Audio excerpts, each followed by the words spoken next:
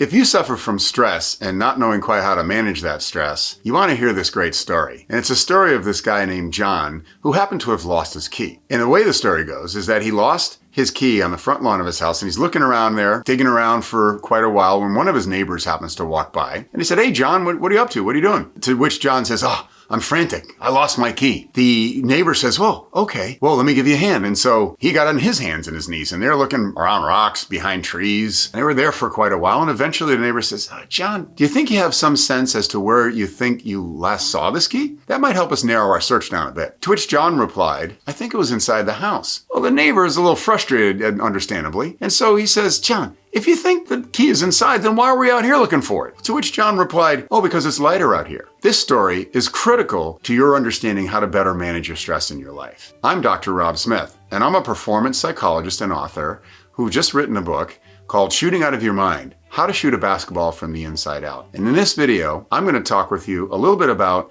how to better manage your stress and a simple tool that'll help you kind of sort out what stresses you out and what you can let go of. Let's go back to the story. This guy, John, besides he's an idiot, you might want to take some lessons from it. What was he looking for? Well, he was looking for his key, supposedly, right?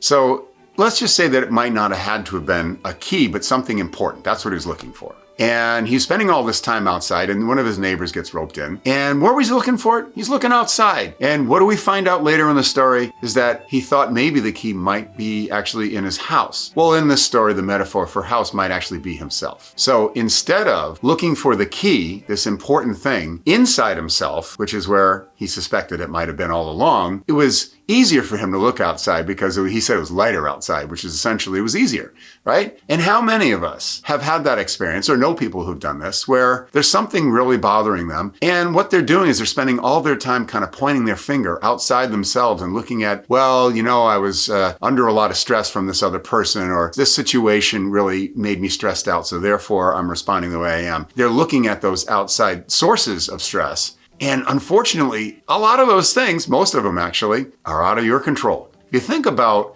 the title, it's the unofficial title of the story, is The Key is Inside. The key to your managing your stress is to focus inside yourself. Now, the quick exercise that I have clients do is I have them write down on a piece of paper a line across the top, and I have them draw a line down the middle so that they create a T-graph. So on the right-hand side, you would write things that I cannot control. And on the left-hand side, things that I have most or complete control. When we go through the stressors in their life, and in my basketball book, I would probably bring up with an athlete, I'm worried about what coach is thinking of me. I'm worried about what the fans are thinking about me. I'm worried about not playing well. I'm worried about having not played well the game before and whether I'm going to be on a slump. Those sorts of things. And those kinds of stressors would be things that we put on that right-hand side. On the left-hand side, I'd want to put things that I can control. So in that, I'd put things like my preparation for the game, how much I practice, my comfort level with the gym and trying to get warmed up. I'd look at things that I had control over within myself. What's really important about that is that sometimes you end up thinking about the stressors because they grab your attention, but you forget to look at the things that you can do about them. And that's what's critical, is that you want to stay focused on the things you can do something about instead of just looking at the things you can't do, like John did, outside of himself and that are out of his control. So I really encourage you to take the time to write out whatever your stressor is, to write out that same graph. And so you can kind of see for yourself, when you're spending a lot of time looking at the stuff that's out of your control, you're just going to get frustrated and feel more anxious. Instead, focus in on what you can control, right?